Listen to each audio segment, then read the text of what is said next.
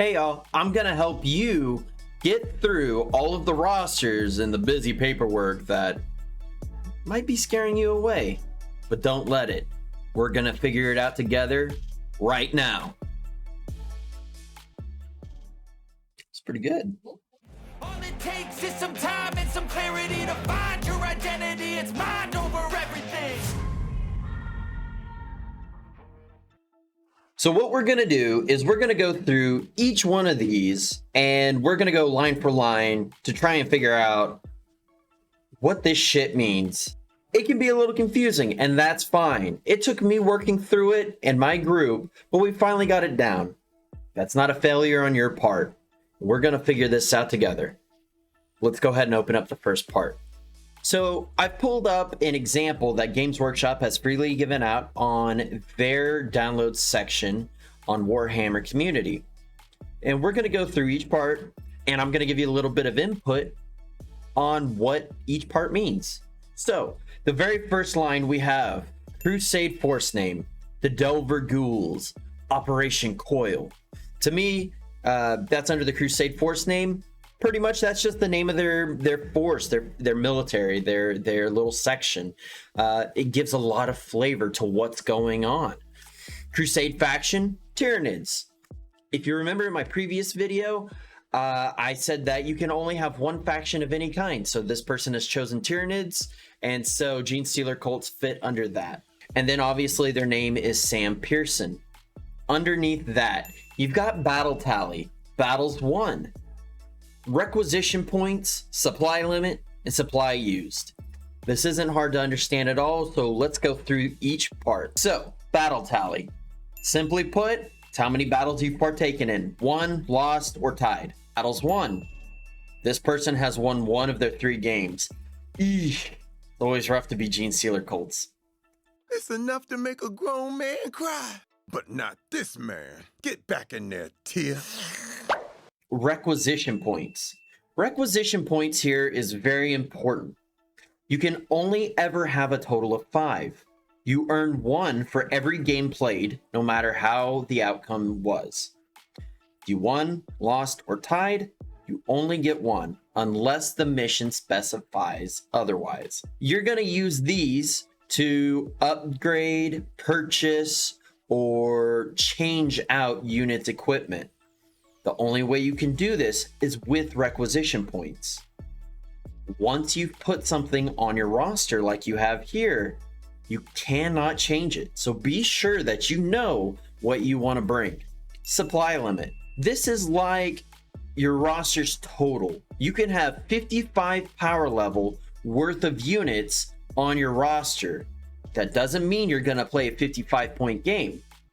Crusade typically starts, and I would recommend, at a 25 power level base. That just means that you have 55 power level worth of units to pick from for your game. Supply used. Just because you have supply doesn't mean you had the room to put a unit in.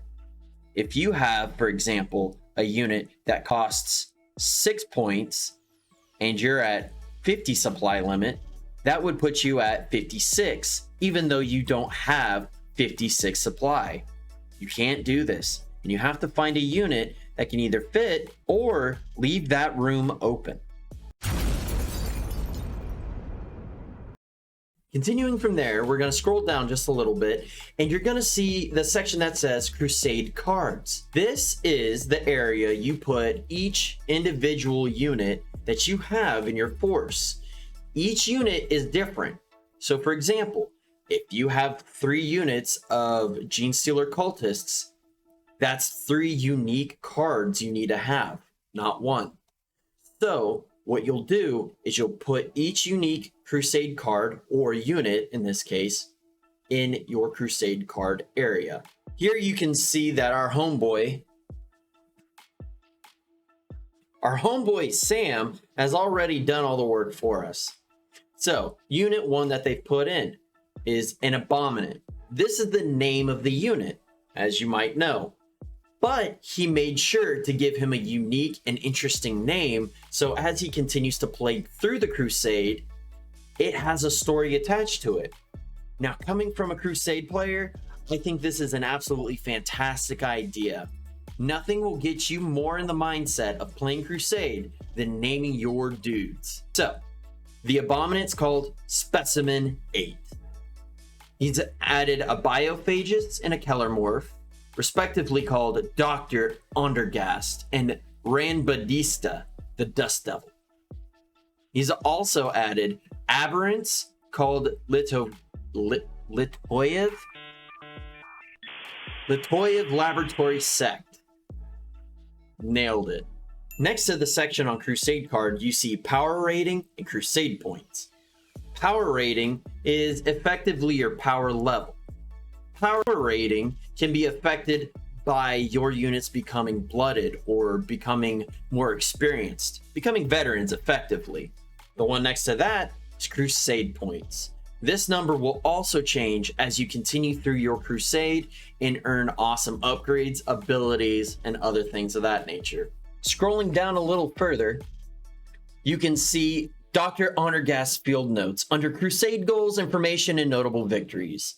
Now, for what it's worth, this is totally for flavor. You don't have to add this, but it wouldn't be much of a crusade otherwise, now would it? Dr. Ondergast's field note says, Battle 1 failed to assassinate the Howling Griffin's chief librarian. Specimen 5 caught well against the enemy's vile terminators before being shot down. Specimen B shall be much improved. Red Bandista failed to eliminate the target. Pathetic. If you have an organizer, they might be doing this part for you and just require you to report your results. Your mileage may vary depending on how your group or your crusade is set up. So make sure to at least keep a few small key notes. What happened that battle? Did anybody do anything awesome or really interesting? All right, starting with the Crusade card. Crusade cards are what you're going to be using to upkeep each individual unit as you go through your crusade. So we start with the top, the unit name.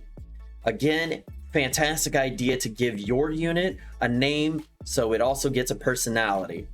In my crusade, I'm playing Tau. So one of my units has been blown off the board so many times. You are hurting me. Put me down, please. And as delicious as many of you might think that is, they've gained some battle traits. They've effectively got a 1,000-yard stare. It has made this unit so much more rememberable. Regardless of the Tau mumbo jumbo that they have, they've been referred to commonly as the Tau's bad company, because now they don't give a shit about morale. Underneath that, you're gonna put your battlefield role and crusade faction. I typically leave these blank as I know what's in my faction, but in case someone needs to check or you need help keeping things organized, it's always best just to fill those out. So you're gonna find that underneath. For example, the unit name is Colosine Dock Security Unit. The battlefield role is fast attack, found in the codex. And an important or selectable keyword for things such as stratagems or other rules you don't want to forget, it's under the Cult of the Four-Armed Emperor. In this case, a subsection of the Gene Stealer cults. We have unit type, Cult Armored Sentinels.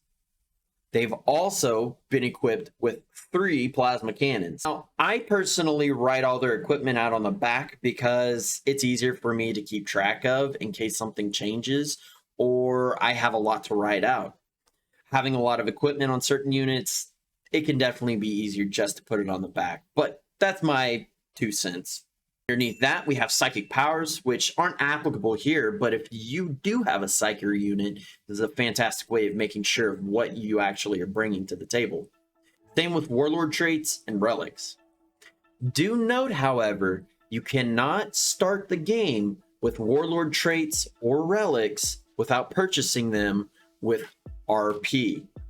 Other selectable abilities. Anything else that you want to keep note of on a unit that you just want at a quick glance. Power rating. As we said before, the power rating is the power level you purchase from your codex. Make sure to check GW's website, as these will change about every 4 to 6 months depending on the balance. This one's especially important to keep track of because you're never going to know if your guys get an upgrade without these tally marks. So they've gained 6 tally marks, as you can see here. You get an experience point at the end of every battle in 3 different ways. 1, you participate in the battle. 2, you get 3 kills or destroy 3 units.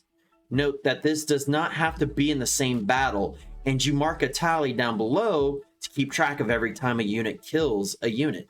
3, a unit does something super cool and they participated in the battle. You're allowed to award 3 experience points for that unit. Also, it's important to note that there are certain units that don't gain experience points no matter how great they do. Named characters, swarms, drones, units with the fortification battlefield role, and summoned units. For example, any unit that's been added to your army during a battle instead of as a Crusade card. Crusade points, how do they work? As you go through, you're going to be getting upgrades, battle honors, and other advantages. Well, so are your opponents. But in order to make this fair, this is going to determine if someone gets extra command points at the start of their turn. Game. I'm going to edit the shit out of that. Next time you play an opponent, you're going to want to tally all of your Crusade points versus theirs. Whoever comes out on top with the most Crusade points, in this case, is the loser. This is the balancing mechanism in Crusade to make sure that one person doesn't just get to roll through everybody else. Last section that we have here is combat tallies. Entries below should remain blank when the unit is first added to your order of battle. Fill these entries out as you play a battle with the unit and when it has earned any battle honors or battle scars. Every time that you play a game with that unit, you're going to add a tally to battles played for that unit card specifically. So, if you have 2 orc boy squads, one of them participates, the other doesn't, then the other one that did participate will get a tally. The one that didn't participate gets nothing. Battle survived. If your unit can prevent itself basically from getting wiped off the board the entire time, then you get to put a tally for that. And during this battle, at the very end, or in the middle, if you can make sure that it doesn't interrupt the game flow, you're going to put every unit that they've destroyed. So if they've destroyed 1 enemy this game, then you're going to put 1 and total it up later, or just do as I do and wait until the end of the game and tally them up. But don't forget them. Remember, as I said earlier, this is a means for you to gain experience for a unit. You're going to need to make sure that you keep track of the units that you've destroyed with psychic powers, ranged weapons, and melee weapons.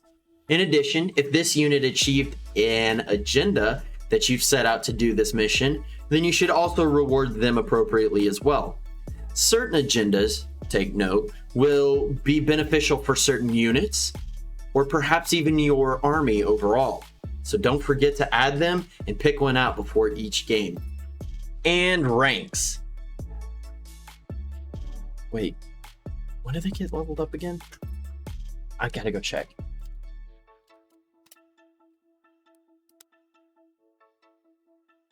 I love Crusade, but sometimes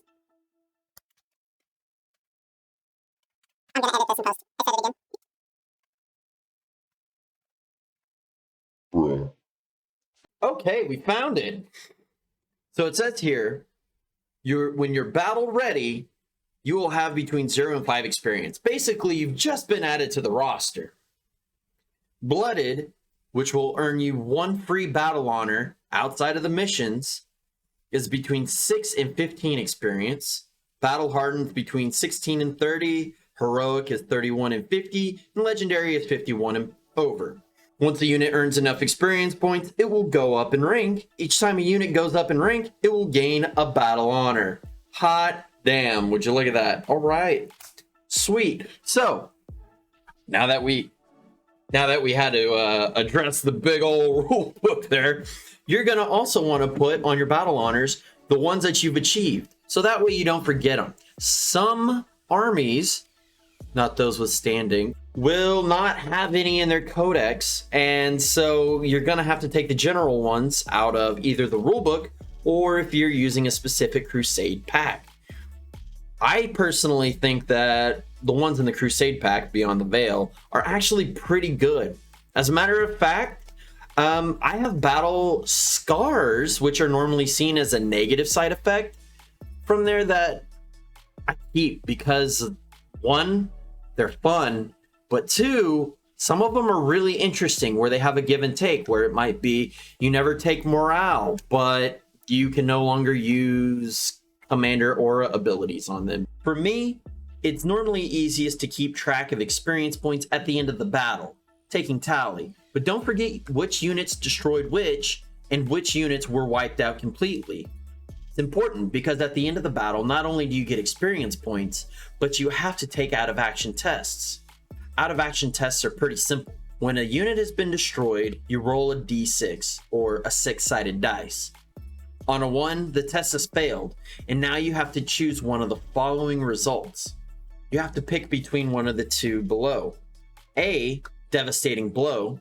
The unit loses d6 experience points to a minimum of 0, cannot gain any experience points from this battle for agendas achieved, battle experience, or from being marked for greatness. And then, of course, you update the card accordingly. Or, number B, you pick a battle scar. That unit gains 1 battle scar, and then that must be determined before the next battle, and you have to update your card accordingly. And as per your normal Warhammer game, you're going to have to fill out a detachment roster. Make sure to keep track of what your detachment is, because that's how you're going to get your command points as per normal match play rules.